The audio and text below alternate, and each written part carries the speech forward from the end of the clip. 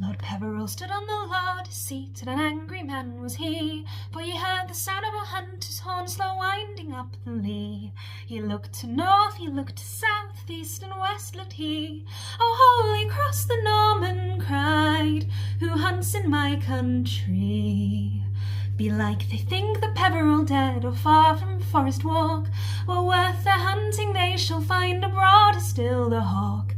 Again he looked where Heldon Hill joined with Coningsdale, and then once more the bugle blast came swelling along the gale. Now mountain right, the Baron cried, sounds come o'er the lea. The outlaws who now drive, my dear, shall soon our quarry be. All down the slope, along the flat, against the hill they ride. None pull the rein till every steed stands fast at Gortry's side. "Hold hard there here," the Peveril said, and upward held his hand, while all his men he kept behind to wait their lord's command.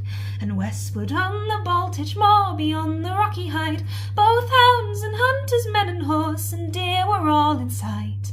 "Who are these who break forest law, who fear not Peveril's sword?" Up spoke Sir Payne Peveril and said, "Of Bowden he's the lord."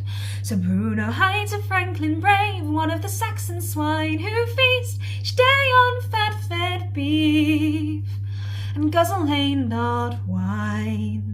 Beshrew his horn and beshrew his heart, this land he may not ride. If he kills a deer by the conqueror's bow, by forest law he'll bide.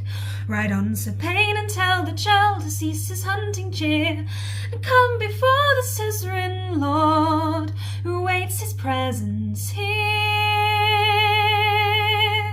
Sir Payne would swiftly across the dale, followed by gentle three, nor stayed his horse till he had reached the hunter's company. He said, "Fair sirs, you ride and drive out our deer as free as if this land were all your own and not in forestry." Sir Franklin cried, "I'm not his man," Peveril knows full well, though within the bounds of his forest walk it likes me sooth to dwell.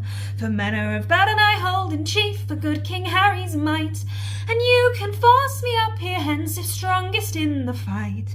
Each Saxon then upraised his spear or twanged his good yew bow, and the Normans who rode out unarmed can match this threatening show. Lord Peveril viewed their bows and spears and marked their strong array, and grim he smiled and softly said, "We'll right this wrong some day."